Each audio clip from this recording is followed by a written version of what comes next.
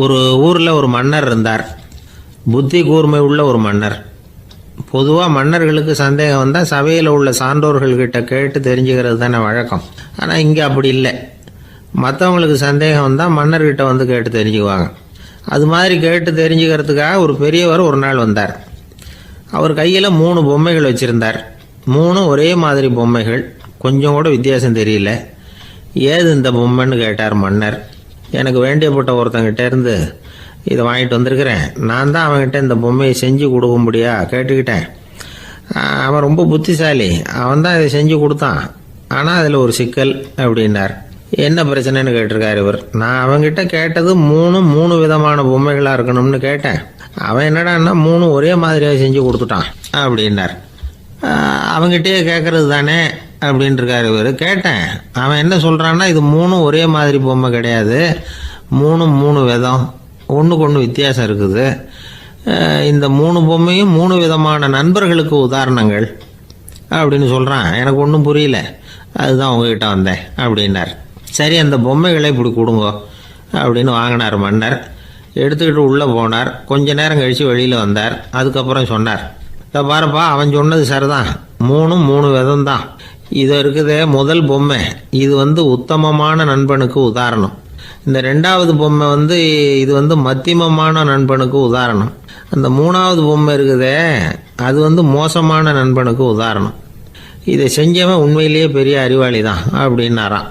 வந்தவருக்கு ஒன்றும் புரியல. பார்த்தா ஒன்றும் வித்தியாசம் தெரியலையே அப்படின்னு அவன் குழம்பி போய் நிற்கிறான். இப்போது அந்த மன்னர் விளக்கம் கொடுக்குறார். அந்த 3 பொம்மையையும் எடுத்து முன்னாடி வச்சார். ஒரு மெல்லிய கம்பியை கையில் எடுத்தார். அந்த முதல் பொம்மை காதில் விட்டார். கொஞ்ச தூரம் உள்ளே போய் அப்படியே நின்றுட்டுது அந்த கம்பி. அப்புறம் 2வது பொம்மை காதில் அந்த கம்பியை விட்டார். அந்த கம்பி என்னாச்சுன்னா அப்படியே அது வாய் வழியாக வெளில வந்தது. 3வது பொம்மை காதில் கம்பியை செலுத்தினார். அது நேராக இன்னொரு காது வழியாக வெளியில் வந்தது.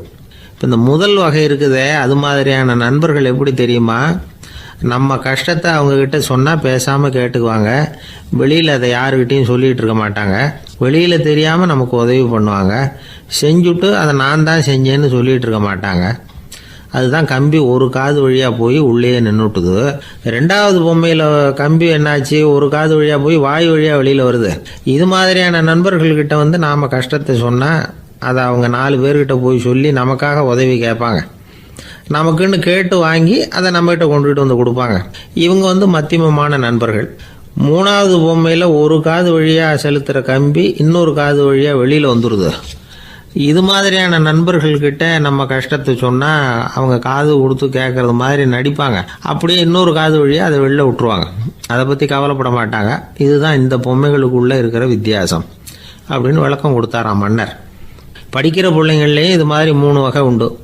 சில பேர் காதால் வாங்கி மனசில் வச்சுக்குவான். சில பேர் காதால் வாங்கி பேனாவால் எழுதி விடுவான். சில பேர் ஒரு காதால் வாங்கி இன்னொரு காதால் வெளியில் விட்டுருவான்.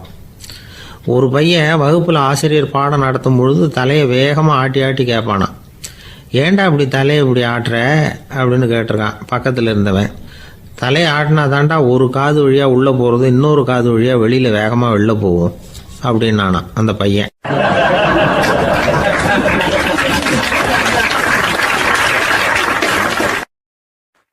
ஒரு ஊரில் ஒரு பெரிய செல்வந்தர் இருந்தார். பணத்துக்கு பஞ்சம் இல்லை. அதனால் இந்த உலகத்தில் முடியாத காரியம் எதுவும் இல்லைன்னு நினச்சார். பணம் இருந்தாலே அந்த நினப்பு தானாக வந்துடும். அதனால் இவரும் அப்படி நினச்சதில் ஒன்றும் தப்பு இல்லை.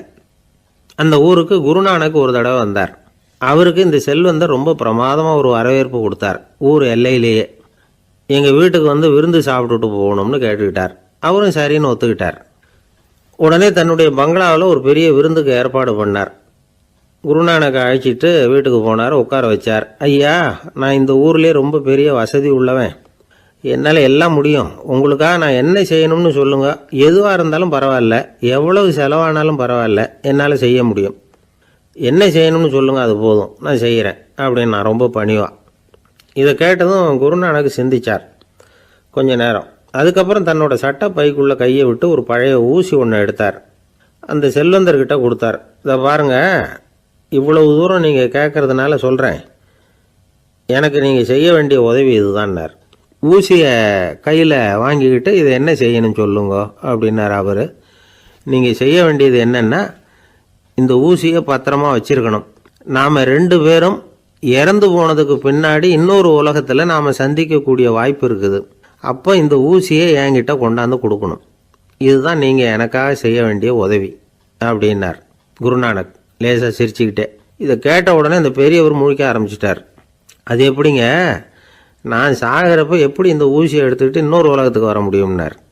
ஊசி மாதிரி ஒரு சின்ன பொருளை கூட இந்த உலகத்தை விட்டு நாம் போகிறப்ப எடுத்துகிட்டு போக முடியாதுங்கிறப்போ உங்களோட செல்வத்தையெல்லாம் எப்படி அங்கே எடுத்துகிட்டு வர போகிறீங்க அப்படின்னு கேட்டார் குருநானக். அதுக்கப்புறம் தான் அந்த பெரியவர் யோசிக்க ஆரம்பித்தாராம். குருநானக் சொல்கிறார், இதை பாருங்கள், நாம் செய்கிற நல்லது கெட்டது தான் கடைசி வரைக்கும் நம்ம கூட இருக்கும். அடுத்தவங்க நல்லா இருக்கணுங்கிறதுக்காக பொருளை செலவு செய்யணும். அப்படி செய்யலைன்னா எந்த பிரயோஜனமும் இல்லை அப்படின்னார். அதுக்கப்புறம் தான் அந்த செல்வந்தரின் அறிவு கண் திறந்து தான். உடனே குருநானக்கை வணங்கினார். ஐயா, என்கிட்ட இருந்த ஆணவம் போயிட்டுது, இனிமேல் என்கிட்ட இருக்கிற செல்வத்தை நல்ல வழியில் செலவழிப்பேன் அப்படின்னாராம். நம்மக்கிட்ட இருக்கிற பணம் எப்பவும் நம்ம கூடவே வந்துக்கிட்டு இருக்காதுங்கிறதுக்கு இது ஒரு உதாரணம். அதுக்காக நாம் பணம் சேர்க்கறத பற்றி கவலைப்பட வேண்டியதில்லை, பேசாமல் படுத்து தூங்கிக்கிட்டு இருந்தால் போதும் அப்படின்னு இதுக்கு அர்த்தம் பண்ணிக்கப்படாது. முறையான வழியில் பணம் சேர்க்கணும், அதை முறையான வழியில் செலவு பண்ணணும். அதனால் ஏற்படக்கூடிய மன நிறைவு இருக்குது பாருங்கள், அது அனுபவித்தவங்களுக்கு தான் தெரியும். சொர்க்கத்துக்கு போகிறவங்க இங்கேருந்து பணத்தை எடுத்துகிட்டு போக முடியாது. ஆனால் நம்ம செல்வத்தை இங்கே மற்றவங்களுக்கு பயன்பட செய்து அதனால் ஏற்படுற புண்ணியம் இருக்குது பாருங்கள், அதை எடுத்துகிட்டு போக முடியுமா. இதுதான் ஆன்மீகவாதிகள்லாம் சொல்கிற கருத்து. ஜான் நியூட்டன் ஒருத்தர், அவர் சொன்னார், நான் எப்போவாவது சொர்க்கத்துக்கு போய் சேர்ந்தேன்னா அங்கே 3 அதிசயங்களை பார்ப்பேன்னார். என்னன்னு கேட்டாங்க. நான் யார் யார் இருக்க மாட்டாங்கன்னு நினச்சிக்கிட்டு இருந்தானோ அவங்களில் சில பேர் அங்கே இருப்பாங்க, அது ஒரு பெரிய அதிசயம்னார். சரி, அடுத்தது என்ன? 2வது அதிசயம் என்னென்னா, அங்கே இருப்பாங்கன்னு நான் எதிர்பார்த்த சில பேர் அங்கே இருக்க மாட்டாங்க அப்படின்னார். சரி, 3வது பெரிய ஆச்சரியம் என்ன அப்படின்னா, நான் அங்கே இருக்க பாருங்க, அதுதான் அந்த 3வது அதிசயம் அப்படின்னாராம்.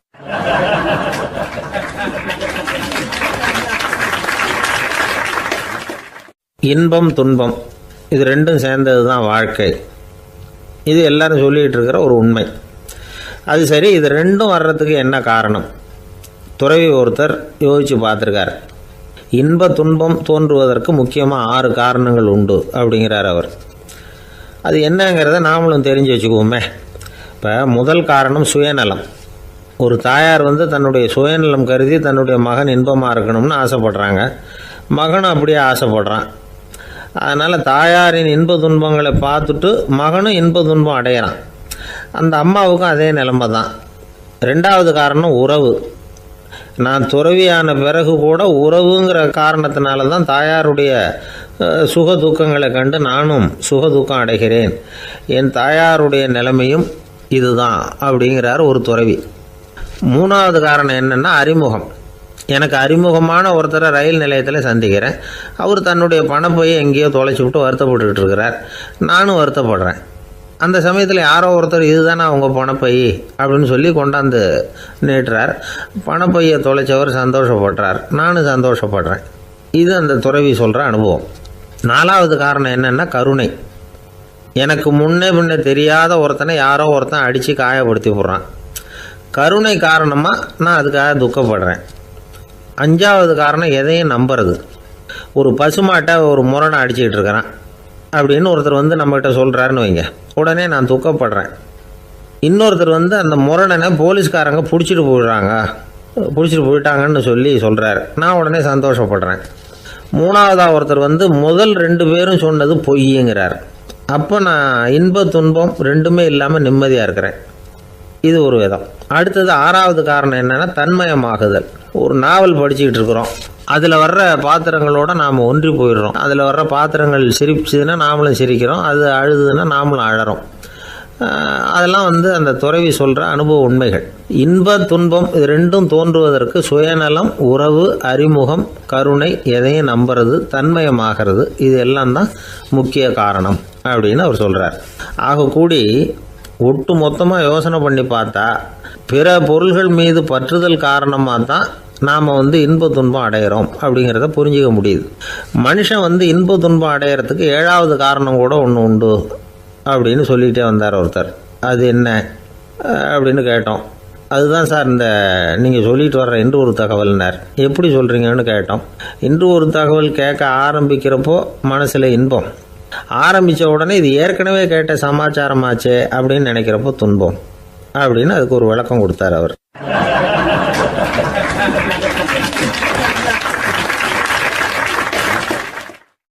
ஒரு மாணவனை பார்த்தேன். என்ன தம்பி படிப்புலாம் எப்படி இருக்குது அப்படின்னு விசாரித்தேன். அவன் ரொம்ப அழுத்துக்கிட்டான். நான் நல்லா தான் சார் படிக்கிறேன், இருந்தாலும் புத்தியில் சரியாக ஏற மாட்டேங்குது சார் அப்படின்னா. சரி, இவனும் நம்ம ரகம்தான் அப்படின்னு சொல்லி முடிவு பண்ணிட்டோம்.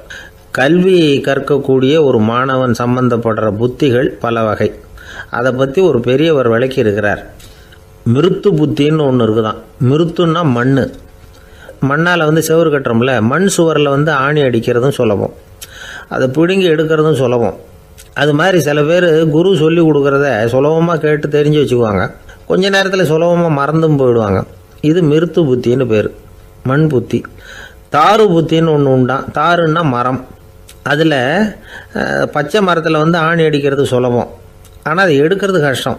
அது மாதிரி ஆசிரியர்கிட்டேருந்து கேட்டதை கவனமாக மனசில் பதிய வச்சுக்கிட்டு அதை மறக்காமல் இருக்கிறது தாரு புத்தி. பட்டை மரமாக இருந்தால் அதில் ஆணி அடிக்கிறதும் கஷ்டம், அடிக்கிற ஆணியும் சீக்கிரம் நழுவிடும். அது மாதிரி கேட்குற விஷயம் மனசில் பதியறதும் கஷ்டம், அப்படியே பதிஞ்சாலும் அது நீடிச்சு இருக்கிறதும் கஷ்டம், கொஞ்ச காலத்தில் மறந்துடும். இன்னொரு வகை புத்தி ஒன்று உண்டு, அதுக்கு பேர் சிலா புத்தின்னு பேர். சிலான்னா கல். ஒரு கருங்கல்லில் 4 துளையை போட்டு ஒரு துளையில் உளியை வச்சு அடித்தா மற்ற துளை வழியாகவும் பிளந்து கல் 2 ஆகிடும். அது மாதிரி சந்தியான இடங்களில் குறிப்பாக ஒரு பொருளை சொன்னால் அதை வச்சுக்கிட்டு மற்றதையும் தெரிஞ்சுக்கிறது, அது சிலா புத்தின்னு பேர். வேணு புத்தின்னா என்ன தெரியுமா? வேணுன்னா மூங்கில் கணுவில் ஒரு பக்கம் உளியை வச்சு அடித்தா 2 பக்கமும் பிளந்துடும். அது மாதிரி ஒரு செய்தியை கேட்டுக்கிட்டு இருக்கிறப்பவே அதோட முன்பின் தொடர்களையும் தெரிஞ்சுக்கணும், அது வேணு புத்தி. தைல புத்தின்னு ஒன்று உண்டு. தைலம்ங்கிறது எண்ணெய். தண்ணியில் ஒரு துளி எண்ணெயை விட்டால் அது தண்ணி பூரா பரவி போடுதில்ல, அது இப்படி பரவுறது மாதிரி ஆசிரியர் சுருக்கமாக ஒரு கருத்தை சொன்னால் அதை வச்சுக்கிட்டு பூரா விஷயங்களையும் தெரிஞ்சுக்கணும், அது தைல புத்தி. கற்பூர புத்தின்னு ஒன்று கேள்விப்பட்டிருக்கோம். அது எப்படின்னா, கற்பூரம் தீ பட்ட உடனே பிடிச்சிக்கும். ஆசிரியர் சொன்ன உடனே நுண்ணறிவோட பாடங்களை புரிஞ்சுக்கிறது இந்த வகை புத்தி. கரி புத்தின்னு ஒன்று. அது எப்படின்னா, கரியில் நெருப்பை வச்சு விசிறிய பிறகு அதுக்கப்புறம் அது கறி நெருப்பாகும். அது மாதிரி காலம்பரை சாயந்தர வேலைகளில் ஆசிரியர் பாடம் சொல்லி கொடுப்பார், அதை கொண்டு புரிஞ்சுக்கிறது இந்த வகை. கதலித்தண்டு புத்தின்னு ஒன்று சொல்லுவாங்க. கதலிங்கிறது வாழை மரம். வாழைத்தண்டில் தீ வைக்கிறது எவ்வளவு சிரமமோ அவ்வளவு சிரமத்தோடு கல்வி கற்கிறது கதலித்தண்டு புத்தி. இதை தவிர இன்னும் சில வகையான மாணவர்களை கூட அடையாளம் காட்டுறாங்க. ஆசிரியர் சொன்னதில் நல்லதை மட்டும் எடுத்துக்கிறவன் அன்னம். ஆசிரியர் கிடைச்ச இடத்துல பாடத்தை கேட்டுக்கிட்டு பிறகு தனியாக உட்காந்து சிந்திக்கிறவன் பசு. பசுமாடு அப்படி தானே, புல் கண்ட இடத்துல மேயும், அதுக்கப்புறம் நிதானமாக அசை போட்டுக்கும். ஆசிரியர் சொன்னதை தவிர வேறு எதையும் சொல்ல முடியாதவன் கிளி. பல இடங்களில் பாடங்கள் கேட்டு கடைசியில் ஒன்றும் புரியாமல் போகிறவன் ஆடு. ஆடு ஒரு செடியில் வயிறார மேயாது, ஒரே செடியில். இக்கரைக்கு அக்கறை பச்சைன்னா அங்கேயும் இங்கேயும் அலைஞ்சிக்கிட்டே இருக்கும். சில பேருக்கு எருமைன்னு பேர். எருமை எப்படின்னா குளத்து நீரை கலக்கி தான் குடிக்கும். அது மாதிரி ஆசிரியர் மனசை நோக செய்து பயில்கிற மாணவர்கள்லாம் இந்த ரகம். இவ்வளவுலாம் இருந்தாலும் இந்த காலத்து மாணவர்கள்லாம் ஒரு தனி ரகம். ஒரு ஆசிரியர் வகுப்பில் பாடம் நடத்திக்கிட்டு இருந்தார். இலக்கண வகுப்பு. இறந்த காலம், நிகழ்காலம், எதிர்காலம், past tense, present tense, future tense, இதை பற்றிலாம் பாடம் நடத்துகிறார். எல்லாம் சொல்லி கொடுத்துட்டு இப்போ நான் ஒரு வாக்கியம் சொல்லுவேன், அது என்ன காலம் அப்படிங்கிறத நீங்கள் சொல்லணும்னார் ஆசிரியர். சரின்னாங்க மாணவர்கள்லாம். நான் நாளைக்கும் பாடம் நடத்தப் போகிறேன், இது என்ன காலம் அப்படின்னு கேட்டார் ஆசிரியர். அதாவது நான் நாளைக்கும் பாடம் நடத்தப் போகிறேன், இந்த வாக்கியம் என்ன காலம்னு கேட்டார். ஒரு பையன் மெதுவாக எழுந்திரிச்சு சொன்னான், இது எங்கே போதாத காலம் சார் அப்படின்னு சொல்லிவிட்டு உட்காந்துட்டானா.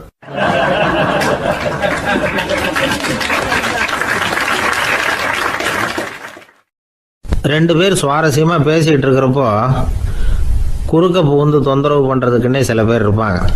அது ரொம்ப இடைஞ்சலாக இருக்கும். இதே மாதிரி மின்காந்தம் கூட குறுக்க புகுந்து தொந்தரவு பண்ணும். கடைசியில் அது ஒரு பெரிய இடைஞ்சலில் கொண்டாந்து விட்டுரும். சில வீடுகளில் கேபிள் கனெக்ஷன் இல்லாமல் சில தனியார் டிவி காட்சிகள் தெரியும். அதுக்கு என்ன காரணம்னா இந்த மின்காந்த குறுக்கீடு தான் காரணம். இதைத்தான் சுருக்கமாக இஎம்ஐ அப்படின்னு சொல்கிறாங்க. அதாவது எலக்ட்ரோ மேக்னெட்டிக் இன்டர்ஃபியரன்ஸ். இது ஏற்படக்கூடிய இடங்கள் எது எதுன்னு எடுத்துக்கிட்டா அது ஒரு பெரிய பட்டியலாகவே போயிடும். இந்த இஎம்ஐ தொந்தரவு வந்து கேபிள் டிவியில் மட்டும்தான் இல்லை, ராக்கெட் ஏவுதளத்தில் உள்ள ரேடார்கள், அங்கே உள்ள சில சக்தி வாய்ந்த தொலைத்தொடர்பு சாதனங்கள், விமான தளங்களில் உள்ள ரேடார்கள், கப்பல் தளங்களில் பொருத்தப்பட்டிருக்கக்கூடிய சக்தி வாய்ந்த ஆண்டனாக்கள், இப்படி நிறைய சொல்லலாம். காவல் நிலையங்களில் பயன்படுத்தப்படுகிற வயர்லெஸ் தொடர்பு சாதனங்கள் கூட ஓரளவுக்கு இந்த மின்காந்த அலைகளை வந்து வெளியிடும். நம்ம வீட்டில் உட்காந்துக்கிட்டு ரேடியோ கேட்டுக்கிட்டு இருப்போம் அல்லது டிவி பார்த்துக்கிட்டு இருப்போம். அந்த சமயத்தில் பக்கத்து தெருவில் ஒரு மோட்டார் சைக்கிள் அல்லது காரு, குறிப்பாக பெட்ரோல் இன்ஜின், அது போகிறப்போ அதில் உள்ள மின்கலத்தில் வந்து, அதாவது மேக்னட்டோ பேட்டரியிலிருந்து வெளிப்படுகிற மின்காந்த அலை இங்கே வந்து டிவியிலையும் ரேடியோவிலையும் கரகரப்பு உண்டு பண்ணும். சரி, இது வந்து பெருசாக என்ன இடைஞ்சலை உண்டு பண்ணிட போகுது அப்படின்னு நாம் அலட்சியமாக நினைக்கலாம். வயசானவங்களுக்கு மறதி நோயின்னு ஒன்று வரும்ல, அல்ஷமீர், அதாவது மூளையில் உள்ள செல்கள் வந்து செயலிழந்து போயிடுறது. அது செய்ய வேண்டிய வேலையை மறந்துடும். மனைவியே எதிரில் வந்து நின்னா கூட உன்னை எங்கேயோ பார்த்தது மாதிரி தெரியுதே அப்படின்னு சொல்லிட்டு இருப்பாங்க. அப்படி ஒரு மறதி. இந்த விசித்திரமான நோய்க்கு இதுவரைக்கும் மருந்தே இல்லைன்னு வேற சொல்கிறாங்க. இந்த மைக்ரோ ஓவன் அப்படின்னு சொல்லக்கூடிய சமையல் அடுப்புகள் கூட மின்காந்த அலைகளை வந்து வெளியிடுது. சமயத்தில் சில தொழிற்சாலைகளில் கூட பெரிய விபத்துக்களை இந்த இஎம்ஐ உண்டு பண்ணிவிடும். இதை பற்றி தீவிரமாக சிந்திக்க ஆரம்பித்ததே ஒரு விபத்துக்கு பிறகு தான். அமெரிக்காவுக்கும் வியட்நாமுக்கும் இடையில போர் நடந்தது. அந்த சமயம் அமெரிக்காவுக்கு சொந்தமான விமானம் தாங்கி கப்பல் ஒன்று வியட்நாமை தாக்கிறதுக்கு தயாராக ஏவுகணைகளோட கடலில் நிறுத்தி வைக்கப்பட்டிருந்தது. தற்செயலாக அந்த பகுதியில் கப்பல் தொலைத்தொடர்பு பகுதிக்கு அருகில் ஊடுருவிய இந்த சக்தி வாய்ந்த ரேடியோ அலைகள் ஏவுகணையில் இருந்த மின்னணு சர்க்கியூட்டை பூர்த்தி செஞ்சு வச்சுட்டுது. அவ்வளவுதான், ஏவுகணை அங்கேயே வெடித்து செதறி போச்சு. 130 பேர் அந்த இடத்துலயே உடல் கருகி செத்து போட்டாங்க. ஏகப்பட்ட பொருள்கள் நாசம். இந்த விபத்துக்கான காரணம் என்னங்கிறத உடனடியாக யாராலையும் கண்டுபிடிக்க முடியல. ரொம்பவும் கடுமையாக முயற்சி பண்ணி கடைசியாக கண்டுபிடிச்சாங்க, இது வந்து இந்த இஎம்ஐ வேலை தான் அப்படின்னு. மின்னணு தொலைபேசிகள் இருக்கு, இதில் பேசும்பொழுது நம்ம காதை வந்து, அதாவது செவியை வந்து ஊடுருவக்கூடிய மின்காந்த அலையானது மூளைக்கு போய் அங்கே மூளை கட்டிகளை உருவாக்க ஊக்கம் கொடுக்குது அப்படின்னு வேற கண்டுபிடிச்சிருக்கிறாங்க. இந்த இஎம்ஐ ரொம்ப குறைஞ்ச மின்காந்த அழுத்தத்தில் நமக்கு எந்த பாதிப்பையும் ஏற்படுத்துறதில்ல. மின்காந்த அலைகள் அழுத்தத்தோடு இருக்கிற இடங்களில் ரொம்ப நேரம் இருந்தோம்னா நம்ம உடம்பின் வெப்பநிலை 2 டிகிரி செல்சியஸ் வரைக்கும் அதிகரிக்குதாம். அதனால் வெப்பநிலையை வந்து சீராக்கிறதுக்கு இதய துடிப்பும் வந்து அதிகரிக்குது. இப்படிலாம் கண்டுபிடிச்சிருக்கிறாங்க. இப்போல்லாம் இந்த மின்காந்த குறுக்கீடுகளை தடுக்கிறது எப்படி அப்படின்னு விஞ்ஞானிகள் யோசனை செய்ய ஆரம்பிச்சிருக்கிறாங்க. இந்த விஷயத்தில் அலட்சியமாக இருந்தோம்னா எதிர்காலத்தில் நிறைய பேருக்கு இந்த ஞாபக மறதி நோய் வந்துடும். அப்புறம் அது ரொம்ப கஷ்டமாக போயிடும். ஒரு குடும்ப தலைவர் தன் மனைவியை பார்த்து, யார் நீ, உன்னை எங்கேயோ பார்த்தது மாதிரி இருக்குதே அப்படின்னு சொல்லிக்கிட்டு இருந்தார். உடனடியாக அவரை போய் பார்த்தேன். வாங்க டாக்டர்கிட்ட போகலாம் அப்படின்னு. அவர் என்னை தனியாக அழைச்சிட்டு போய் காதோட காதாக மெதுவாக சொல்கிறார், இதை பார்ப்பா, என் கையில் பணம் இல்லாத போகலாம், அப்படி மறதி நோய் வந்துவிட்டது மாதிரி நடிச்சுக்கிட்டு இருப்பேன், அவ்வளவுதான், அதை நீ கண்டுக்காத அப்படின்னார்.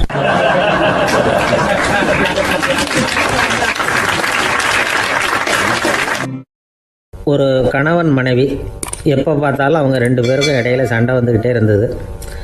இதில் என்ன ஆச்சரியங்கிறீங்களா? நான் அதுக்காக சொல்ல வரல, இது வேறு விஷயம். அதாவது சண்டை போடாமல் இருக்கிறதுக்கு வழி சொல்கிற தகவல் இது. நான் சொன்ன அந்த கணவன் மனைவி எப்படின்னா, கணவன் ஒரு வார்த்தை சொன்னால் மனைவி கிட்டேருந்து 2 வார்த்தை பதிலாக வரும். இதுக்கு கணவன் கிட்டேருந்து 4 வார்த்தை பதிலாக வரும். இப்படி வார்த்தைகள் பெருகி போய் கடைசியில் வம்பில் வந்து முடியும். அந்த அம்மா பொறுத்து பார்த்தாங்க, அவங்களால தாக்கு பிடிக்க முடியல. பக்கத்து வீட்லேயும் ஒரு கணவன் மனைவி இருந்தாங்க, அவங்களுக்குள்ள சண்டை வர்றதில்லை. அது எப்படி அவங்களால மட்டும் சண்டை போடாமல் இருக்க முடியுது அப்படின்னு இந்த அம்மாவுக்கு ஆச்சரியம். ஒரு நாள் நேராக பக்கத்து வீட்டு அம்மாக்கிட்டே போய், ஏம்மா, நீங்கள் எப்படி கணவனும் மனைவியும் சண்டை போட்டுக்காமல் இருக்கிறீங்க, அது எப்படி முடியுது உங்களால் அப்படின்னு கேட்டாங்க. அதுக்குன்னு ஒரு மருந்து இருக்குது, அதை சாப்பிட்டா சண்டை வராது அப்படின்னாங்க அவங்க. சரிங்க, அந்த மருந்தை அவர் சாப்பிட மாட்டேன்னு சொல்லிட்டா என்ன பண்ணுறது அப்படின்னு கேட்டிருக்கிறாங்க இவங்க. அந்த மருந்து அவருக்கு இல்லைம்மா, உனக்கு தான் அப்படின்னாங்களாம் அவங்க. அப்படியா, அப்படின்னா கொடுங்க, ரொம்ப நல்லதாக போச்சு. அதை எப்படி சாப்பிட்றதுங்கிற விவரத்தையும் சொல்லுங்கள், எங்கே அது கிடைக்குங்கிறதையும் சொல்லுங்கள், வாங்கிக்கிறேன் அப்படின்னு கேட்டாங்களாம் இவங்க. வேறு எங்கேயும் போய் வாங்க வேண்டாம், என்கிட்டே இருக்க அந்த மருந்து அதில் கொஞ்சம் தர்றேன், வாங்கி வச்சுக்க. உன் வீட்டுக்காரர் உன்னோட சண்டையை ஆரம்பிக்கிறப்போலாம் நீ இந்த மருந்தில் ஒரு அவுன்ஸ் வாயில் ஊற்றிக்கணும். அதை உடனே குடிச்சிடக்கூடாது, ஒரு 5 நிமிஷமாவது அது வாயில் இருக்கணும், அதுக்கப்புறம் குடிச்சிடலாம் அப்படின்னு சொல்லி ஒரு பாட்டில் மருந்தை இந்த அம்மாக்கிட்ட கொடுத்து அனுப்புனாங்களாம். மருந்தை எடுத்துக்கிட்டு இந்த அம்மா வீட்டுக்கு வந்திருக்கிறாங்க. வீடு பூட்டி இருந்ததுனால கணவன் வந்து வாசல்லையே காத்துக்கிட்டு இருக்கிறான். மனைவியை கண்டதும் சண்டை போட ஆரம்பிச்சிட்டான். வீட்டை பூட்டி விட்டு எங்கே போய் தொலைஞ்ச, எவ்வளோ நேரமாக ஒரு மனுஷன் வாசல்லையே காத்துட்டு கிடக்கிறது அப்படி இப்படின்னு கத்த ஆரம்பிச்சிட்டான். மனைவி இதுக்கு பதிலே சொல்லலை. அந்த அம்மா வீட்டை திறந்தாங்க, சமையல் அறைக்குள்ளே போனாங்க, ஒரு அவுன்ஸ் மருந்தை வாயில் ஊற்றிக்கிட்டாங்க. அன்னைக்கு சண்டை வந்து மேற்கொண்டு வளரவே இல்லை, நின்றுட்டுது. மருந்து பரவாயில்லை. அதுக்கப்புறம் பல சந்தர்ப்பங்களில் சண்டை வரும் போல் இருக்கிற போலாம் இந்த மருந்து அதை நிறுத்தியிருக்கு. பிரமாதமான மருந்தாக இருக்குது இதை கொஞ்சம் அதிகமாகவே வாங்கி வீட்டில் வச்சுக்க வேண்டியது தான் அப்படின்னு முடிவு பண்ணிட்டு இந்த அம்மா மறுபடியும் பக்கத்து வீட்டு அம்மாக்கிட்ட போனாங்க.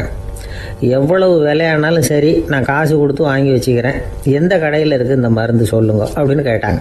இந்த மருந்துக்கு விலையே கிடையாதுங்க, இலவசமாகவே கிடைக்கும்னாங்களாம் அவங்க. அது எப்படி விலையில்லாமல் இதை விற்க முடியுது அப்படின்னு கேட்டாங்களாம் இவங்க. அது மருந்தாக இருந்தால் தானே விலை வைக்கிறதுக்கு, அது வெறும் தண்ணி தானே அப்படின்னாங்களாம். வெறும் தண்ணியாக சண்டையை நிறுத்துது அப்படின்ட்டு இருக்காங்க இவங்க. அது சண்டையை நிறுத்தலை, உன்னோட மௌனம் தான் சண்டையை நிறுத்துது. நீ வாயில் தண்ணியை வச்சுக்கிறதுனால எதிர்த்து பேசுறதில்ல, அதனால் உன்னுடைய கணவர் கோபம் வந்து சாந்தமாயிடுது அப்படின்னாங்களாம் அவங்க. இந்த கதையிலேருந்து சண்டையை நிறுத்துகிற மருந்து எதுன்னு தெரிஞ்சுக்கிட்டோம் இல்லையா. ஒருத்தர் என்ன பண்ணார், பாட்டிலில் வந்து தண்ணியை ஊற்றி வச்சுக்கிட்டு அவர்கிட்ட வர்றவங்களுக்கெல்லாம் இதை சிபாரிசு பண்ணலாம்னு நினச்சிக்கிட்டு உட்காந்துருந்தார். ஒரு அம்மா வந்தாங்க.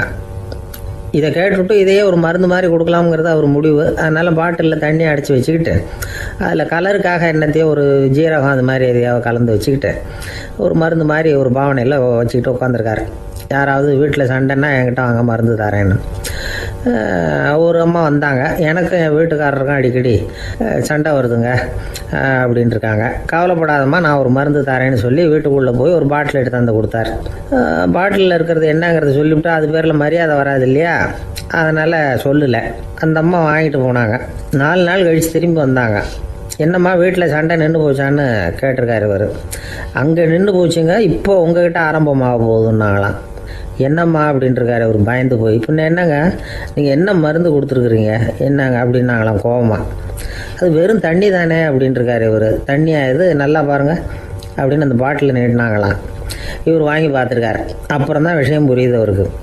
இவர் கை தவறுதலாக அவங்க வீட்டில் இருந்த மண்ணெண்ணெய் பாட்டில் எடுத்து அவர்கிட்ட கொடுத்துருக்குறாங்க. அப்புறம் என்ன ஆகும், சண்டை வராமல்.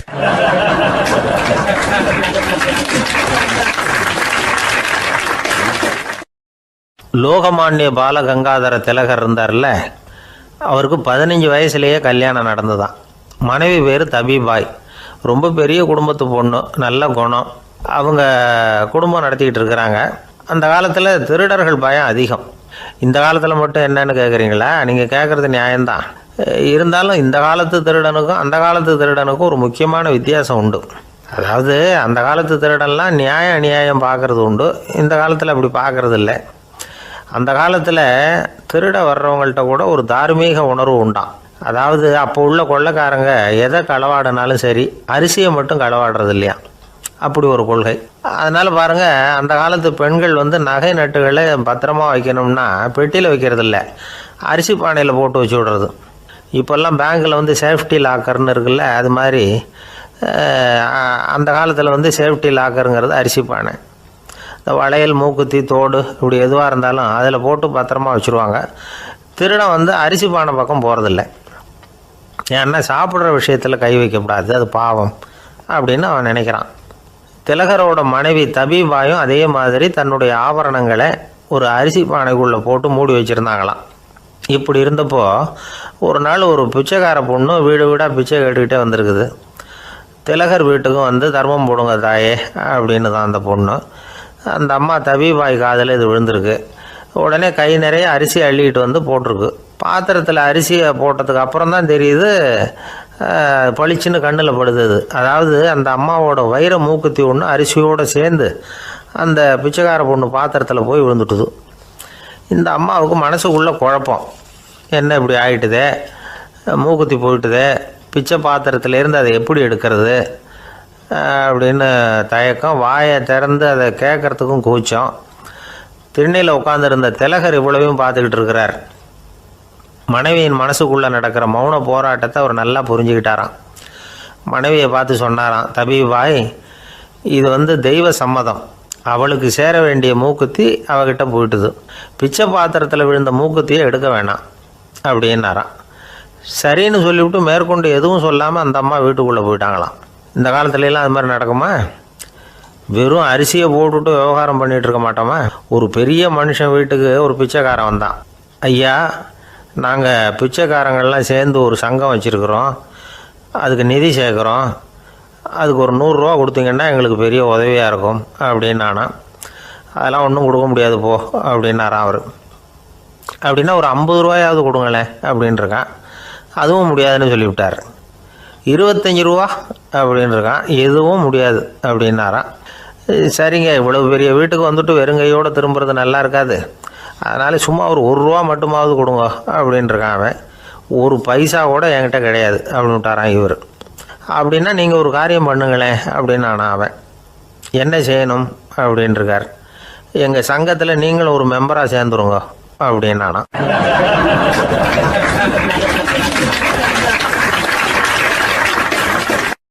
இருட்ட கண்டா பயம் உண்டாவதே அது ஏன்? இப்படி ஒரு கேள்வியை ஒரு பெரியவர்கிட்ட கேட்டாங்க.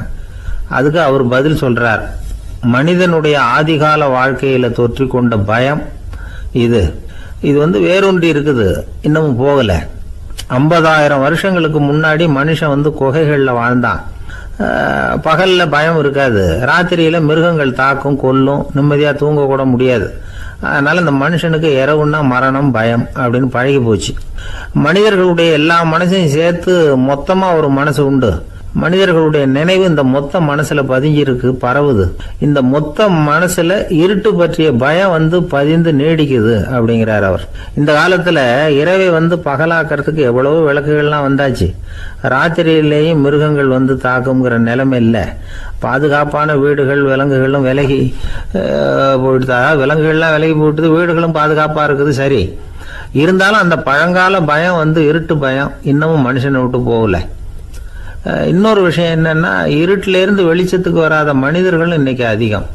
ஒரு ஆளு ஆத்துக்கு மீன் பிடிக்கிறதுக்காக போனான், இன்னும் விடியல, அதுக்குள்ள வலையை எடுத்துட்டு கிளம்பி போயிட்டான். வெளிச்சம் வர்றதுக்கு முன்னாடியே போய் சேர்ந்துட்டான். விடிகிற வரைக்கும் என்ன பண்றது, சும்மா கரையிலேயே உட்காந்து காலாட்டிக்கிட்டு இருக்கிறான். காலில் ஏதோ ஒரு சின்ன மூட்டை தட்டுப்பட்டுது. இருட்டில் அது என்னன்னு சரியா தெரியல. மூட்டைக்குள்ள சின்ன சின்ன கல்லா நிறைஞ்சி இருக்குது. சும்மா பொழுது போகணுமேங்கிறதுக்காக இவன் அந்த மூட்டைக்குள்ள இருந்து ஒவ்வொரு கல்லா எடுத்து ஆத்துல வீசிக்கிட்டு இருக்கிறான்.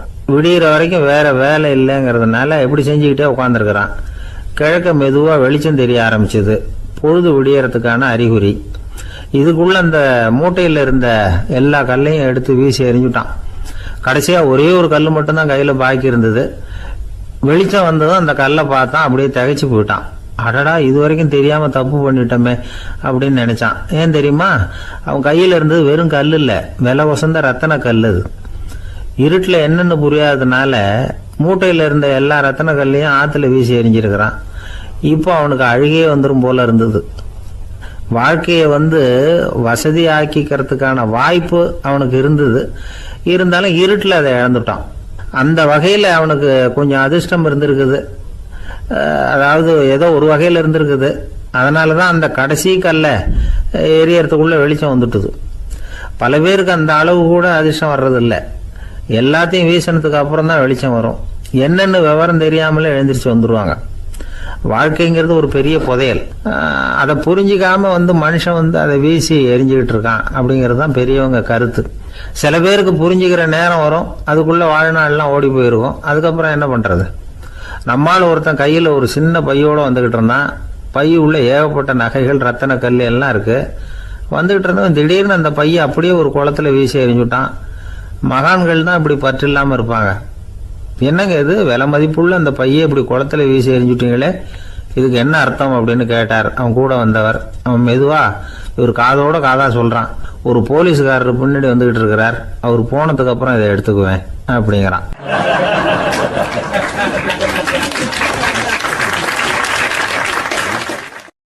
ஒரு அழகான கடற்கரை, சுற்றுலா பயணிகள் நிறைய பேர் அங்கே வந்து போகிறது வழக்கம். சனி ஞாயிறு கூட்டம் அதிகமாக இருக்கும். அதோட விளைவு என்னங்கிறது அடுத்த நாள் தான் தெரியும். ஆமாம், அந்த கடற்கரையை சுத்தப்படுத்துகிற தொழிலாளிகள் திங்கட்கிழமை ரொம்ப சிரமப்படுவாங்க. சனி ஞாயிறு வந்த கூட்டம் கடற்கரை பூராவும் காலி ஐஸ்கிரீம் கப்புகளை வந்து வீசி எறிஞ்சிட்டு போயிடுவோம். ஆயிரக்கணக்கான கப்புகள் அங்கே பரவலாக கிடக்கும். அதையெல்லாம் பொறுக்கி எடுத்து சுத்தம் பண்ணி ஆகணும். இதனால் திங்கட்கிழமை வேலைக்கு வர்றதுக்கு எல்லாரும் பயப்படுவாங்க. அப்படி ஒரு நிலைமை. பல பேர் அன்னைக்கு வந்து லீவ் எடுத்துகிட்டு போயிடுறது வழக்கம். நமக்கு எதுக்கு இன்னைக்கு தொந்தரவுன்னு. இது ஒரு பெரிய பிரச்சனையாக இருந்தது. இதுக்கு என்ன பண்ணலாம் அப்படின்னு யோசனை பண்ணாங்க. ஒரு ஆலோசனை கூட்டத்துக்கு ஏற்பாடு பண்ணாங்களாம். அந்த நகர நிர்வாக அலுவலர்கள், பணியாளர்கள் எல்லாரும் அதில் கலந்துக்கிட்டாங்க. கூட்டம் ஆரம்பமாச்சு. ஆரம்பத்தில் சொன்னாங்க, இந்த பிரச்சனைக்கு ஒரு தீர்வு வேணும், என்ன பண்ணலாம், அதை முடிவு செய்கிறதுக்கு தான் இந்த கூட்டம். இதில் நீங்கள் செய்ய வேண்டியது என்னென்னா, உங்களுக்கு தோன்றுகிற யோசனை எதுவாக இருந்தாலும் சொல்லுங்கள். கொஞ்சம் கூட தயக்கம் வேண்டாம். நாம் சொல்கிற யோசனை ஈடுபடுமா படாதா அப்படின்லாம் யோசிக்க வேணாம். எல்லாருடைய யோசனைகளையும் அப்படியே பதிவு செய்துக்கிறோம். கடைசியாக அதிலேருந்து ஒரு சிறந்த யோசனையை தேர்வு பண்ணி அதை பயன்படுத்தலாம். இந்த சந்தர்ப்பத்தில் இன்னொரு முக்கியமான வேண்டுகோள், எவ்வளவு சாதாரணமான யோசனையாக இருந்தாலும் சரி, அது சொல்லும் பொழுது அடுத்தவங்க வந்து ஏளனம் செய்யக்கூடாது. இது ஒரு பெரிய யோசனையா அப்படின்னு சொல்லி எதையும் அலட்சியப்படுத்தக்கூடாது. இதுதான் அந்த கூட்டத்தின் ஆரம்பத்தில் செய்யப்பட்ட அறிவிப்பு. உடனே அந்த கூட்டத்தில் இருந்தவங்க ஆளுக்கு ஒரு யோசனை சொல்ல ஆரம்பித்தாங்க. ஒருத்தர் எழுந்திருச்சார், இங்கே வர்ற சுற்றுலா பயணிகள்கிட்ட ஆளுக்கு $10 ஒரு டெபாசிட் மாதிரி வைப்பு பணமாக வாங்கிக்கணும். காலி ஐஸ்கிரீம் கப்பை திருப்பி கொடுத்தா அந்த பணத்தை திருப்பி கொடுத்துடலாம். இப்படி ஒரு ஏற்பாடு பண்ணிக்கிட்டா கப்புகளை தேடி பொறுக்கிட்டு இருக்க வேண்டியதில்லை, எல்லாம் ஒரே இடத்துக்கு வந்து சேர்ந்துடும். அப்படியே நாம் வந்து தூக்கிட்டு போய் ஒரு இடத்துல கொட்டி விடலாம் அப்படின்னார். இன்னொருத்தர் எழுந்திரிச்சார், கப்பை வந்து கீழே போட்டால் $50 அபராதம் அப்படின்னு அங்கங்கே போர்டு எழுதி வச்சுடலாம். கப்புகளை போடுறதுக்கு அங்கங்கே பெரிய கூடைகளை வச்சுடலாம். நாம் சாவகாசமாக அந்த கூடைகளை சேகரம் பண்ணிக்கலாம் அப்படின்னாராம். இன்னொருத்தர் எழுந்திரிச்சு கொஞ்சம் கோபமாக பேசினார், கப்புகளை வந்து அவங்க வாயிலே திணிச்சு விடணும், அதுகளை முன்னு சாப்பிட்டு பார்த்தா தான் தெரியும் அது எவ்வளவு கஷ்டங்கிறது அப்படின்னு ரொம்ப கடுமையாக பேசியிருக்காரு. இது வேடிக்கையாக தெரிஞ்சாலும் இந்த யோசனையும் பதிவு செஞ்சுக்கிட்டாங்களாம். இப்படி பல யோசனைகள். கடைசியாக எல்லாத்தையும் படித்து பார்த்துட்டு பரிசீலனை பண்ணாங்க.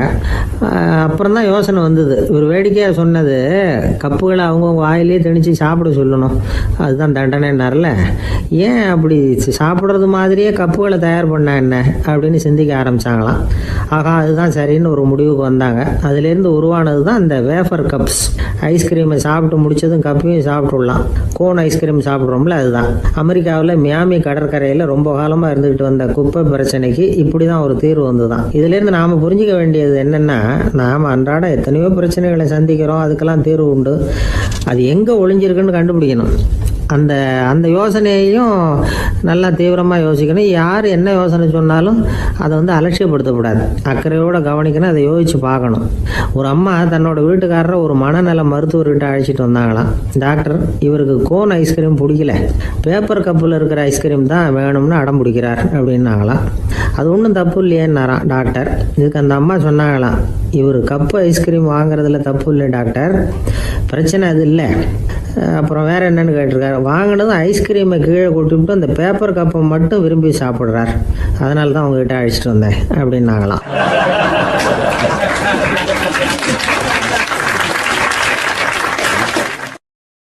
நமக்கு முன்னாடி நமக்கு வேண்டிய ஒருத்தர் ஒரு கிளாஸில் நமக்கு பழச்சாறு கொண்டாந்து வைக்கிறாருன்னு வச்சுக்கோங்க. உடனே நாம் என்ன பண்ணுவோம், எடுத்து கிடுகிடுன்னு சாப்பிட்ருவோம் அடுத்தவங்க யாரும் வர்றதுக்குள்ள.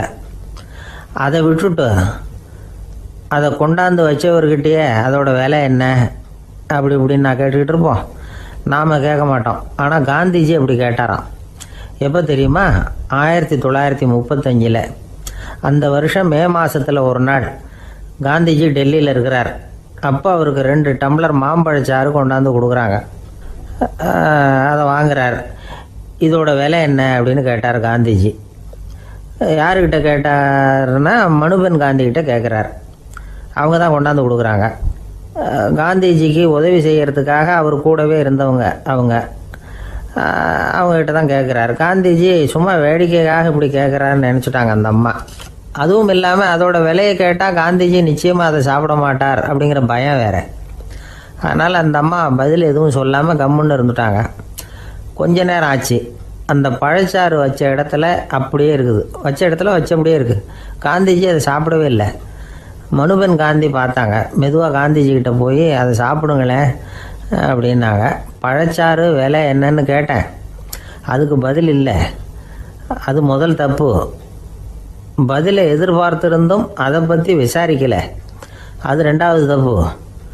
இப்படி 2 தப்புகளை பண்ணிவிட்டு என்கிட்ட வந்து இதை சாப்பிடுங்கன்னு சொன்னால் அது எப்படி அப்படின்னு கேட்டாராம் காந்திஜி. மனுபென் காந்தி என்ன சொல்கிறதுன்னு தெரியாமல் திகைச்சு போய் நின்றுக்கிட்டு இருந்தாங்க.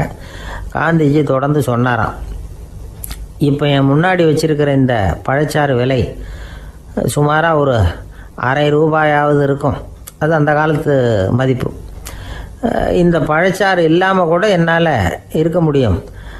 ஆனால் அவசியமான பொருள்களை வாங்கிறதுக்கு கூட சக்தி இல்லாத மக்கள் இந்த நாட்டில் நிறைய பேர் இருக்கிறாங்க. அப்படி இருக்கிறப்போ எனக்கு என்னத்துக்கு இந்த விலை உயர்ந்த பானம்? இதை இப்போ நான் சாப்பிட்டா என் உடம்பு வேணும்னா ஆரோக்கியமாகலாம், ஆனால் என் மனசு அமைதி அடையாது. எனக்கு என்னுடைய உடல் ஆரோக்கியத்தை விட மன ஆரோக்கியம்தான் முக்கியம். அதனால் இதை நான் சாப்பிட மாட்டேன், எடுத்துகிட்டு போயிடு அப்படின்னாராம். அந்த சமயத்தில் ஒரு அகதி பொண்ணு 2 குழந்தைகளோட காந்திஜியை பார்க்குறதுக்காக வந்தது. வணக்கம் சொல்லிச்சு. காந்திஜி உடனே தனக்கு முன்னாடி இருந்த பழச்சாற்றை எடுத்து அந்த பொண்ணுக்கிட்டையும் குழந்தைகள்கிட்டையும் கொடுத்து சாப்பிட சொன்னார். அவங்க அதை வாங்கி ரொம்ப சந்தோஷத்தோடு சாப்பிட்டாங்களாம். அதை பார்த்த காந்திஜி முகத்தில் ஒரு புன்னகை, ஒரு பரவசம், ஒரு திருப்தி. அவர் மனசு நிறைஞ்சி இருந்தது.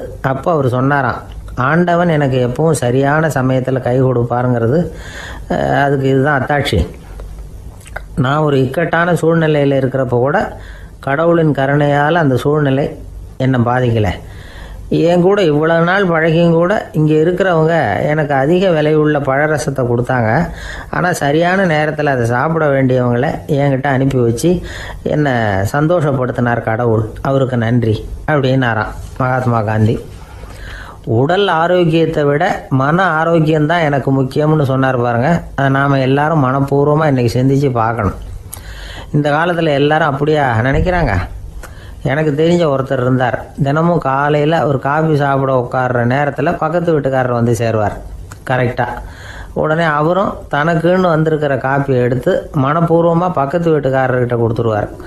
அதுக்கப்புறம் அவருக்காக வேறு காப்பி போட்டு கொண்டாந்து கொடுத்தாலும் வேண்டான்னு சொல்லிடுவார். ஆண்டவனாக பார்த்து சரியான நேரத்தில் அவரை எங்கள் வீட்டுக்கு தினமும் அனுப்பி வைக்கிறார் அப்படிம்பார். ஏன் அப்படி சொல்கிறீங்க அப்படின்னு கேட்டோம் ஒரு நாள்.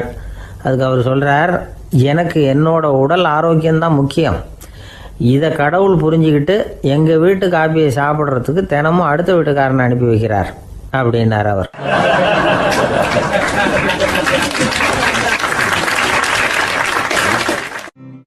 காஞ்சிபுரத்தில் பல்லவ ராஜா ஒரு கோவில் கட்டினார், கைலாசநாதர் கோவில். அதுக்கு கும்பாபிஷேகம் பண்ணுறதுக்கு ஒரு நாள் குறிப்பிட்டு அதுக்கு வேண்டிய ஏற்பாடுகள்லாம் பண்ணினார். முதல் காரியமாக கடவுளை வேண்டிக்கிட்டார், நீங்கள் இந்த கும்பாபிஷேகத்துக்கு நேரில் வந்து கலந்துக்கணும்னார். கடவுள் அந்த ராஜா கனவுல வந்தார். நீ கும்பாபிஷேகம் வச்சிருக்கிற அதே நாளில் அதே நேரத்தில் எனக்கு இன்னொரு ஊரில் ஒரு கும்பாபிஷேகம் இருக்குது, அதுக்கு போக வேண்டியிருக்கு. அதாவது திருநின்ற ஊரில் என்னுடைய பக்தர் ஒருத்தர், அவரும் ஒரு கோயில் கட்டி கும்பாபிஷேகம் செய்கிறார். நான் அதுக்கு போக வேண்டியிருக்கு, அதனால் உன்னுடைய தேதியை நீ மாற்றி வச்சுக்கோ அப்படின்னார். கடவுள் தான் எங்கேயும் இருக்கிறவராச்சே, அவர் நினச்சா 2 இடத்துலையும் இருந்து கோயில் கும்பாபிஷேகத்தை நடத்த முடியாதா? ஏன் அப்படி செய்யலை? அது ஒரு முக்கியமான காரணத்துக்காக தான். திருநின்ற ஊரில் இருந்த பூசலாருங்கிற அந்த அடியாரின் பெருமையை இந்த உலகத்துக்கு எடுத்து காட்டணுங்கிறதுக்காகத்தான் கடவுள் அந்த ராஜா கிட்ட அப்படி சொன்னார். சரி, அந்த அடியார் அப்படி என்னதான் பெருசாக கோயில் கட்டி விட்டார்? ராஜா கட்டின கோயிலை விட பெருசா? அவர் கட்டினது கருங்கல்லாலேயோ மண்ணாலேயோ மரத்தாலேயோ இல்லை. அவர் கட்டின கோயில் வேறு மாதிரி. அது மனசால் கட்டின கோயில், மனசுக்குள்ளே இருக்கிற கோவில், மனக்கோவில். அந்த அடியார் தன்னோட மனசுக்குள்ளே மாதக்கணக்காக ஒவ்வொரு கல்லாக சேர்த்து கட்டின கோவில். இந்த விஷயம் ராஜாவுக்கு தெரியாது. அவர் என்ன நினச்சுட்டாரு, அது நாம் கட்டின கற்கோயிலை விட ரொம்ப பெருசாக இருக்கும் போல இருக்கு அப்படின்னு நினச்சிட்டார். சரி, அப்பேற்பட்ட அந்த கோயிலை தரிசனம் பண்ணிவிட்டு வருவோம் அப்படின்னு நினச்சி ராஜா திருநின்ற ஊருக்கு போகிறார். அங்கே போய் பார்த்தா கோயிலையும் காணும், ஒன்றையும் காணும். கடைசியில் பூசலார் கட்டின மனக்கோவில் தான் அதுங்கிறத அவர் புரிஞ்சுக்கிறார். உடனே அந்த அடியாரின் காலில் விழுந்து வணங்குறார். அவரோ, இது மனசால முயன்ற கோவில், இதுக்கு இத்தனை பெருமையா அப்படின்னு ஆச்சரியப்படுறார். இதில் ஆச்சரியப்படுறதுக்கு ஒன்றும் இல்லை. ஆண்டவன் விரும்புறது அகபக்தியை தவிர புற தோற்றங்களே அல்ல. இதை நாம் புரிஞ்சுக்கிட்டோம்னா நமக்குள்ள எந்த வேறுபாடுகளும் வர்றதுக்கு வழியே இல்லை. இன்னொரு ராஜா இருந்தார். அவர் ஆண்டவனுக்கு படைக்கிறதுக்காக ஒரு தார் நல்ல செவ்வாழை பழமாக எடுத்துக்கிட்டு போகணும்னு நினச்சார். அதனால் முத நாளே அதை வாங்கிட்டு வர சொன்னார் வேலைக்காரங்கிட்ட. வேலைக்காரன் போனால் கடைத்தெருவில் ஒரு தார் பழம் வாங்கினா, வர்ற வழியில் அவன் குடிசை. அப்படியே எட்டி பார்த்துட்டு போவோமேன்னு நினச்சான். போனான். அங்கே இவனோட குழந்தை பாவம் பசியால் கத்திக்கிட்டு இருக்கு. இவன் பார்த்தான், இவ்வளவு பெரிய தாரில் ஒரு 2 பழம் எடுத்தா தெரியவா போகுது அப்படின்னு நினச்சி ஒரு 2 பழத்தை பிச்சு அந்த குழந்தைகிட்ட கொடுத்தான். அது அதை வாங்கி வயிறார சாப்பிட்டுது. பசி அடங்குச்சு, விளையாட போயிட்டுது. இவன் அதுக்கப்புறம் வாழைப்பழத்தை எடுத்துக்கிட்டு அரண்மனைக்கு வந்தான். 2 பழம் பிச்சிருக்கிறது ராஜாவுக்கு தெரிஞ்சு போச்சு. இவன் உண்மையை சொல்லிவிட்டான். உடனே ராஜா, கடவுளுக்கு படைக்க வேண்டிய பொருளை குழந்தை எச்சில் பண்ண விட்டுருக்கியே அப்படின்னு சொல்லி அவனை கட்டி வச்சு சாட்டையால் அடித்தார் பாவம். மறுநாள் பழத்தை கோயிலுக்கு எடுத்துகிட்டு போனார். கடவுள் முன்னாடி வச்சார். கடவுள் கண்ணை திறந்து பார்த்தார், பழம்லாம் அழுகி இருக்குது. என்ன இது அழுகி போன பழம் அப்படின்னார். ராஜா முழிச்சார். நல்லா தானே இருந்தது அப்படின்னு நினச்சார். அப்போ கடவுள் அந்த ராஜா கிட்ட சொன்னாராம், இதை பார்ப்பா, இந்த தாரில் 2 பழம் தான் நல்ல பழம். அந்த 2 பழங்களையும் நேற்றுக்கே நான் சாப்பிட்டுட்டேன் அப்படின்னாராம். அப்போ தான் ராஜாவுக்கு புரிஞ்சுது, ஏழை குழந்தையின் பசியை தீர்க்கறதுக்காக உதவுன அந்த 2 பழம்தான் இறைவன் சாப்பிட்ட பழம்னு. இறைவன் இருக்கிற இடம் எது? இதுதான். இந்த உலகத்தில் மனுஷன் எவ்வளவோ தவறுகள் செய்கிறான். அதுக்கெல்லாம் என்ன காரணம்? அதை பற்றின ஆராய்ச்சி தான் இன்றைக்கி. இதுக்கு ஆராய்ச்சி என்னத்துக்கு? அது தெரிஞ்ச விஷயம் தானே அப்படின்னு நீங்கள் நினைக்கலாம். ஆனால் அப்படி அலட்சியமாக இந்த விஷயத்தை விட்டுறக்கூடாது. பொதுவாக எல்லோரும் நினைக்கலாம், எது சரி எது தவறு அப்படின்னு தெரியாததுனால தான் மனுஷன் தப்பு பண்ணுறான் அப்படின்னு. ஆனால் அப்படி சொல்லிட முடியாது. மனுஷன் தெரிஞ்சே தான் தவறுகள் பண்ணுறான். இப்போ உதாரணத்துக்கு, ஒரு சாலையில் இடது பக்கம் போக வேண்டிய ஒருத்தர் நடுக்கோட்டை தாண்டி வலது பக்கமாக வண்டியை ஓட்டிகிட்டு போகிறாருன்னு வச்சுக்கோங்க. என்னப்பா இது தப்பு இல்லையா அப்படின்னு அவர்கிட்ட கேட்டால், அதெல்லாம் எனக்கு தெரியும், நீ உன் வேலையை பார்த்துட்டு போ அப்படிம்பார். வலது பக்கமாக போகிறது தப்புன்னு தெரிஞ்சே தான் அவர் அப்படி செய்கிறார், அப்படி போகிறார். பெரிய உத்தியோகத்தில் இருக்கிறவங்க கூட லஞ்சம் வாங்குறாங்க. அவங்களுக்கெல்லாம் லஞ்சம் வாங்குறது தப்புன்னு தெரியலன்னு அர்த்தம்? திருடுறது தப்புன்னு தெரியாமலாம் மனுஷன் திருடுறான்? நல்லாவே தெரியும். நீங்கள் வேணும்னா கேட்டு பாருங்கள், வேறு வழி இல்லை அதனால தான் திருடுறேன்பா.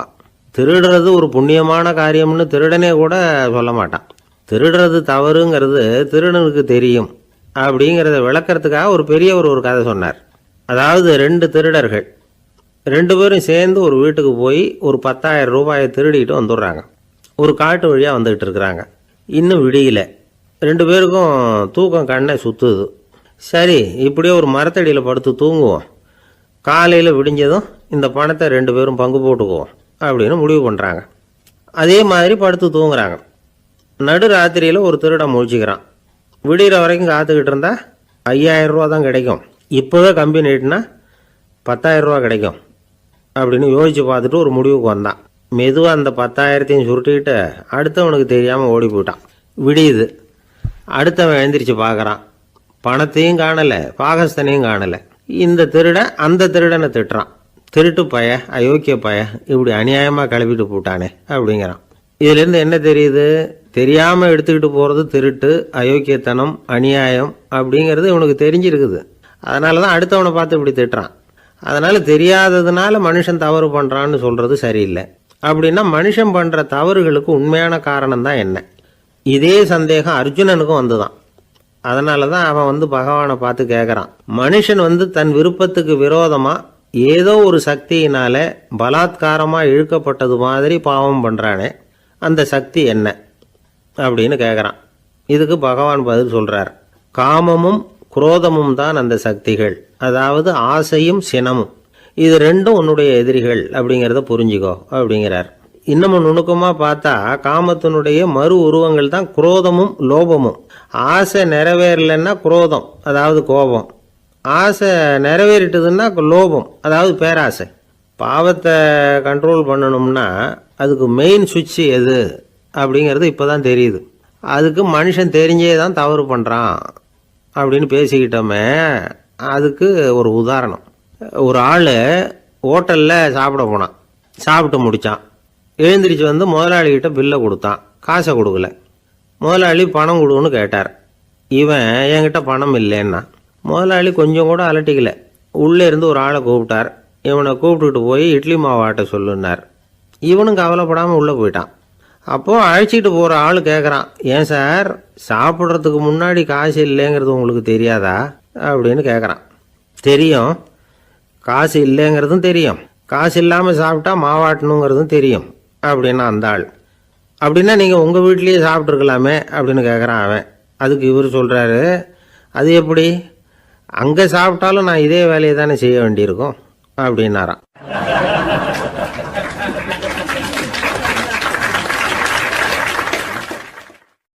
ஒரு மனுஷனை பார்த்து என்கிட்ட வாலாட்டாதே அப்படின்னு சொன்னால் அவன் நம்மக்கிட்ட ஏதோ வம்புக்கு வர்றான்னு அர்த்தம். ஒரு நாயை பார்த்து யாரும் என்கிட்ட வாலாட்டாதே அப்படின்னு சொல்கிறது இல்லை.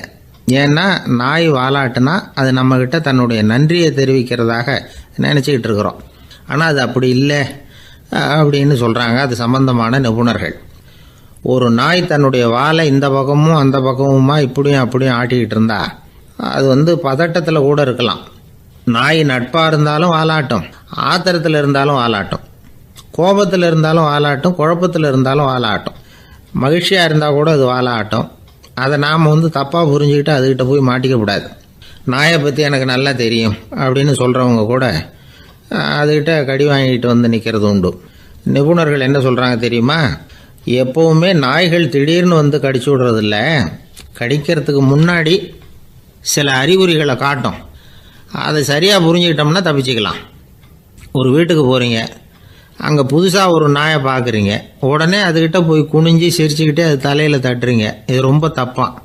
ஒரு நாய் இன்னொரு நாயை நேருக்கு நேர் பார்த்து பல்ல காட்டுனா அது தன்னுடைய தன்முனைப்பை காட்டுதுன்னு அர்த்தமா. உன்னை விட நான் பெரியவன் அப்படின்னு சொல்லுதுன்னு அர்த்தம். அதனால் நீங்கள் அது மாதிரி கிட்ட போய் சிரிக்கிறோம் அப்படின்னு நினச்சிக்கிட்டு பல்ல காட்டினா உங்களையும் எதிரியாக நினச்சிரும். இன்னொரு விஷயம் என்னென்னா, தலையில் தட்டுனா நாய்க்கு பிடிக்காது. அது தன்னை அடக்கிறதாகவும் அச்சுறுத்துறதாகவும் நினச்சிக்கிட்டு இருக்கும். சரி, அப்படின்னா புதுசாக ஒரு இடத்துல அல்லது வீட்டில் நாய்க்குட்டியை பார்த்தா என்ன பண்ணுறது? நீங்கள் சும்மா இருங்க, அதுவாக கிட்ட வரட்டும், அதுக்கப்புறம் அதுக்கிட்ட கனிவாக பேசுங்க. கன்னம், மார்பு, தோல் இங்கெல்லாம் தட்டலாம், தப்பு இல்லையா? தலையில் தான் தட்டப்படாதான். ஒரு நாய் உங்களை நோக்கி ஓடி வருது, நீங்களும் ஓடுனா அது துரத்த ஆரம்பிச்சிடும். அசையாமல் சில மாதிரி நின்றுடுங்க, அது கிட்ட வராது, அதுக்கு ஆர்வம் இல்லாமல் போயிடும். ஒரு தெருவில் சின்ன பிள்ளைங்க நிறைய பேர் விளையாடிக்கிட்டு இருக்கிறாங்க. அப்போ சில நாய்கள் அங்கே ஓடி வருது, எல்லாரும் ஓடினாங்க. அப்படி ஓடுறப்போ ஒரு பையன் கால் தடிக்க கீழே விழுந்துட்டான். என்னாச்சு தெரியுமா? துரத்திட்டு வந்த நாய்கள்லாம் கீழே விழுந்தவன ஒன்றும் செய்யலை, அவன்கிட்டே போகல. ஓடிக்கிட்டு இருந்தாங்கல்ல பசங்க, அவங்கள துரத்திக்கிட்டு அவங்க பின்னாடி ஓடிச்சான். அதுதான் நாய்களுடைய சுபாவம். ஒரு நாய் நம்மளை நேருக்கு நேர் முறைச்சி பார்க்குதுன்னு வச்சுங்க, நாமளும் அதை முறைச்சி பார்க்கக்கூடாது, நாம் வேறு பக்கம் எங்கேயாவது பார்க்க ஆரம்பிச்சிடணும். ஒரு நாய் கோபமாக இருந்ததுன்னா அதோட வால் உறுதியாக நேராக நிற்கும். ஒரு நாய் பணிந்து போனால் அல்லது பயந்து போனால் அது தன்னோட வாலை காலுக்கு நடுவில் வச்சுக்கும். ஒரு நாய் நம்மளை பார்த்து பயந்து நிற்கிதுன்னு வச்சுங்க, அதனால் நமக்கு ஆபத்து இல்லைன்னு நினச்சிடக்கூடாது. உங்களை பார்த்துட்டு ஒரு நாய் ஒடுங்குச்சுன்னா நீங்கள் விலகி போயிடணும் அப்படின்னு அது நினைக்கிது. நிறைய பேர் பயந்து போன நாயால் கடிபடுறாங்க. இவன் நம்மளை விட பெரிய ஆள், மாட்டிக்கிட்டோம், வேறு வழி இல்லை அப்படிங்கிற நினப்பில் தான் நாய் கடிக்க ஆரம்பிக்குதான். இதே மாதிரி சங்கிலியால் கட்டி போடப்பட்டிருக்கிற நாயும் ஆபத்தானது தான். தொடர்ந்து கட்டி போட்டிருந்தா காலப்போக்கில் அது ஒரு மாதிரி ஆகிடும். நாய் குழந்தைகளை கடிக்காது அப்படின்னு சில பேர் சொல்லுவாங்க. அதுவும் ஒரு தவறான நம்பிக்கை. அதனால் சின்ன குழந்தைகளை தனியாக நாயோட விளையாட விடக்கூடாது. ஆகக்கூடி நாயை பற்றி நிறைய விஷயம் புரிஞ்சுக்க வேண்டியிருக்குது. ஒருத்தர் தன்னுடைய நண்பர் வீட்டுக்கு போயிருந்தார். அவசியம் எங்கள் வீட்டில் சாப்பிட்டுட்டு தான் போகணும் அப்படின்னு ரொம்ப அன்பாக சொல்லிவிட்டார். அதை மீற முடியல இவரால். சரின்னு உட்காந்துட்டார். சாப்பாடு போட்டாங்க. சாப்பிட ஆரம்பித்தார். அவங்க வீட்டில் கட்டி போட்டிருந்த நாய்க்குட்டி இவர் சாப்பிட்றத முறைச்சி பார்த்துது. ஏன் இப்படி என்ன இது முறைச்சி பார்க்குது உங்கள் வீட்டு நாய்க்குட்டி அப்படின்னு அவர் கேட்டார். அப்போ அவங்க சொன்னாங்களாம், அதுக்கிட்ட ஒரு கெட்ட பழக்கங்க, தன்னோட தட்டில் யார் சாப்பிட்டாலும் அது அப்படி தான் முறைச்சி பார்க்கும் அப்படின்னாரா அவர்.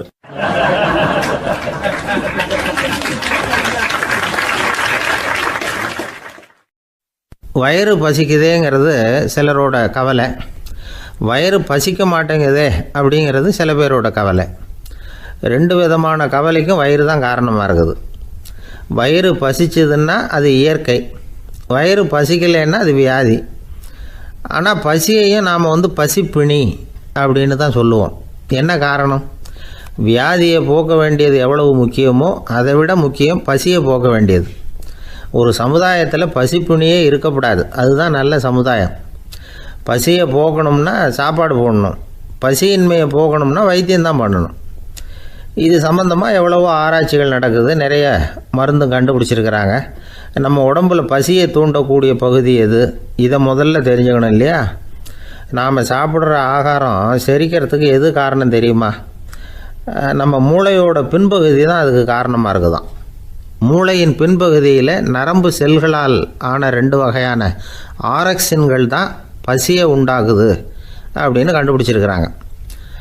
2 ஆய்வாளர்கள் இதை கண்டுபிடிச்சிருக்காங்க. அவங்க 2 பேரும் டெக்சாஸ் பல்கலைக்கழகத்தில் ஹார்வர்டு ஹக்ஸ் மருத்துவ கல்வி நிலையத்தில் பணிபுரிகிறவங்களாம். உண்பது தேவைங்கிறது உணரப்படும் போது மூளையின் அந்த குறிப்பிட்ட பகுதி ஆரக்சின் அப்படிங்கிற ஹார்மோன்களை சுரக்கும். அது பசி உணர்வை தூண்டும் அப்படிங்கிறது தான் அந்த ஆய்வாளர்களின் கண்டுபிடிப்பு. இந்த ஆரக்சின் வேறு சில உயிரினங்கள்லேயும் உண்டு. இப்போ எலிகளில் கூட இது இருக்குது. அதனால் எலிகளை வச்சு இது சம்மந்தமாக ஆராய்ச்சி பண்ணாங்க. எலிகள் உடம்பில் ஆரக்சினை செலுத்தி பார்த்தாங்க. உடனே என்னாச்சு தெரியுமா? அந்த எலியெல்லாம் பசியால் துடிக்க ஆரம்பிச்சுட்டுது. எதையாவது தின்னு பசியை தீர்த்தா போதுங்கிற அளவுக்கு அந்த எலிகள்லாம் அல்லாட ஆரம்பிச்சுட்டுது. இயல்பாக சாதாரணமாக அந்த எலிகள் எவ்வளவு சாப்பிடுமோ அது மாதிரி 8 முதல் 10 மடங்கு அதிகமான ஆகாரத்தை 1 மணி நேரத்துக்குள்ளே சாப்பிட்டு தீர்த்துட்டு தான். சில எலிகளின் மூளையில் இந்த ஆரக்சின் அளவை கட்டுப்படுத்தி பார்த்துருக்குறாங்க. உடனே என்னாச்சு தெரியுமா? அதெல்லாம் சாப்பாட்டை கண்டால் முகத்தை திருப்பிட்டு போக ஆரம்பிச்சுட்டு தான். அந்த எலிகளுக்கு பசி எடுக்கலையாம். இந்த ஆராய்ச்சியின் அடிப்படையில் பசியை எடுக்காமல் இருக்கிற மனிதர்களுக்கும் பசியை தூண்ட முடியும் அப்படின்னு சொல்லி ஆராய்ச்சியாளர்கள் தெரிவிச்சிருக்கிறாங்க. ஆக ஆரக்சின் தான் பசிக்கு காரணம்ங்கிறது தெரிஞ்சு போச்சு. சரி, இந்த ஆரக்சின் அப்படின்னா என்ன? அது ஒரு கிரேக்க சொல். அதுக்கு பசின்னு அர்த்தம். நம்ம ஆளுங்களுக்கெல்லாம் பசியை தூண்டுறதுக்கு மருந்து தேவையில்லை, பசியை குறைக்கிறதுக்கு தான் மருந்து தேவை. ஒரு அம்மா டாக்டரை தேடி வந்தாங்களாம். டாக்டர், எங்கள் வீட்டுக்காரருக்கு திடீர்னு அகோர பசி, நிறைய சமைச்சு போடுறேன், அவ்வளவையும் சாப்பிட்டுட்டு கீழே கிடக்கிற குப்பை கூலங்களையும் எடுத்து சாப்பிட ஆரம்பிச்சுட்றார், என்னன்னு கவனித்து பாருங்கள் அப்படின்னாங்களாம். எவ்வளோ நாளாக அப்படி இருக்குதுன்னு கேட்டிருக்காரு டாக்டர். 1 வாரமாக அப்படி இருக்குதுன்னாங்களாம். இவ்வளவு நாளாக ஏன் சும்மா இருந்தீங்க? ஆரம்பத்திலே இங்கே அழைச்சிட்டு வர வேண்டியது தானே அப்படின்னாரான் டாக்டர். அது ஒன்றும் இல்லை டாக்டர், வீடு பூரா சுத்தமாகட்டுமேன்னு பார்த்துக்கிட்டு இருந்தேன் அப்படின்னாங்களாம் அந்த அம்மா.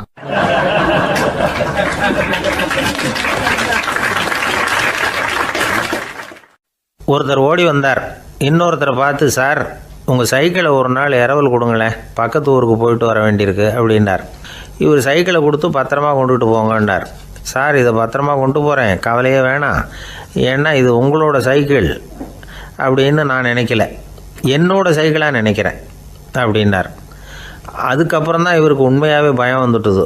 ஏன்னா அவர் சொன்னது மாதிரி அதை தன்னோட சைக்கிளாகவே நினச்சி தள்ளிட்டு போட்டால் என்ன பண்ணுறது? எது எதை நம்முடையதாக நினைக்கணுங்கிறதுக்கு ஒரு வரையறை இருக்குது. சில பேர் ஆஃபீஸையே வீடாக நினச்சி விடுறது உண்டு. அப்படிப்பட்டவங்க கூட வீட்டை ஆஃபீஸாக நினைக்கிறதில்ல. ஏன்னா வீட்டில் இவர் ஆஃபீஸராக நடந்துக்க முடியறதில்ல. இதெல்லாம் ஒரு பக்கம் இருக்கட்டும். இப்போ விஷயத்துக்கு வருவோம். பொறியியல் மேதை டாக்டர் விஸ்வேஸ்வரய்யா இருந்தார் இல்லையா, பாரத ரத்னா விருதெல்லாம் கொடுத்தாங்களே. ஆஃபீஸ் வேலை வேறு, சொந்த வேலை வேறு அப்படிங்கிறதுக்கு ஒரு உதாரணமாக இருந்தவர் அவர். மைசூர் மகாராஜா கிட்ட திவானாக இருந்தார். அவர் ஒரு நாள் அரசாங்க வேலை காரணமாக வெளியூர் போயிருந்தார். ஹாசன்கிற ஊருக்கு பக்கத்தில் ஒரு பயண மாளிகை, அங்கே தங்கிவிட்டார். ராத்திரி அங்கே தங்கி இருந்துட்டு விடிஞ்சதும் ஊருக்கு திரும்புறதாக திட்டம். ராத்திரி தூங்கிறதுக்கு ரொம்ப நேரம் ஆகிட்டுது. ரொம்ப நேரம் வரைக்கும் அரசாங்க சம்பந்தப்பட்ட வேலைகளையே பார்த்துக்கிட்டு இருக்கிறார். அரசாங்க ஃபைல்கள் நிறைய இருந்தது. அதையெல்லாம் ஒவ்வொன்றா எடுத்தார், படித்து பார்த்தார், பரிசீலனை பண்ணார். அதில் எழுத வேண்டியதை எழுதினார், கையெழுத்து போட்டார். ஒரு வழியாக அந்த வேலையெல்லாம் முடிஞ்சுது. அதுக்கப்புறம் என்ன பண்ணார்னா, தன்னுடைய சூட்கேஸை திறந்தார். அதிலேருந்து 2 மெழுகுவத்தியை எடுத்து கொளுத்தி வச்சார். அந்த பயண மாளிகையில் அது வரைக்கும் எரிஞ்சிக்கிட்டு இருந்த மின்சார விளக்குகளை அணைச்சிட்டார். அதுக்கு பிறகு அந்த மெழுகுவத்தி வெளிச்சத்தில் சில புத்தகங்களை தொடர்ந்து படிக்க ஆரம்பிச்சிட்டார். அந்த பயண மாளிகையில் பணியாளராக இருந்தவர் இதை பார்த்துட்டு ஓடி வந்தார். மறுபடியும் மின் விளக்கு போடுறதுக்காக போனார். விஸ்வேஸ்வரய்யா அதை பார்த்துட்டு போட வேணாம்ட்டாராம். இது வரைக்கும் நான் அரசாங்க அலுவல்களை கவனிச்சிக்கிட்டு இருந்தேன், அதனால் மின் விளக்குகள் அப்போ எரிஞ்சதில் தப்பு இல்லை. இப்போ நான் புத்தகம் படிச்சுக்கிட்டு இருக்கேன், இது என்னுடைய சொந்த வேலை. இங்கே இருக்கிற மின் விளக்கு அதுக்காக ஏன் எரியணும் அப்படின்னு கேட்டாராம். இப்போ இருக்கிற சில அரசு பணியாளர்கள்கிட்ட இந்த சம்பவத்தை பேச்சோட பேச்சாக சொல்லி பார்த்தேன். அவங்களால இதை ஜீரணிக்கவே முடியல. நேர்மை தேவை தான் சார், அதுக்காக அவ்வளவு தூரத்துக்கு அது தேவையா அப்படிங்கிறாங்க. விஸ்வேஸ்வரய்யா அப்படி பண்ணினது தான் ஒரு நேர்மையாளர் அப்படின்னு இந்த உலகத்துக்கு நிரூபிக்கணுங்கிறதுக்காக இல்லை. தான் அப்படி நடந்து காட்டினா தன்னை சுற்றி இருக்கிறவங்களும் அதை கேள்விப்படுறவங்களும் முடிஞ்ச அளவுக்கு பொது வாழ்க்கையில், அரசு பணியில் நேர்மையை கடைபிடிக்க முயற்சி பண்ணலாமே அப்படிங்கிறதுக்காகத்தான். இப்போவும் சில பேர் இருக்கிறாங்க, இவங்க ஆஃபீஸ் வேறு வீடு வேறேன்னு நினைக்கிறதில்ல, அவ்வளோ உரிமை. ஒருத்தர் அப்படி தான், அவருக்கு அவசரமாக 5000 ரூபா தேவைப்பட்டது. ஆஃபீஸு பணத்தை எடுத்துக்கிட்டார். அந்த நேரம் பார்த்து ஆடிட் வந்துட்டுது. ஆப்பிட்டுக்கிட்டார். விசாரணை நடக்குது. அவர் சொல்கிறார், சார் நான் நேரம் காலம் பார்க்காம ஆஃபீஸில் வேலை செய்வேன், ஏன்னா அதை என்னோடய ஆஃபீஸாக நினைக்கிறேன். அவசரத்துக்கு அந்த பணத்தை எடுத்தேன், மறுபடியும் வச்சுடலாம்னு தான் இருந்தேன், அதுக்குள்ளே இப்படி ஆகிட்டுது. நீங்கள் என்ன நினச்சாலும்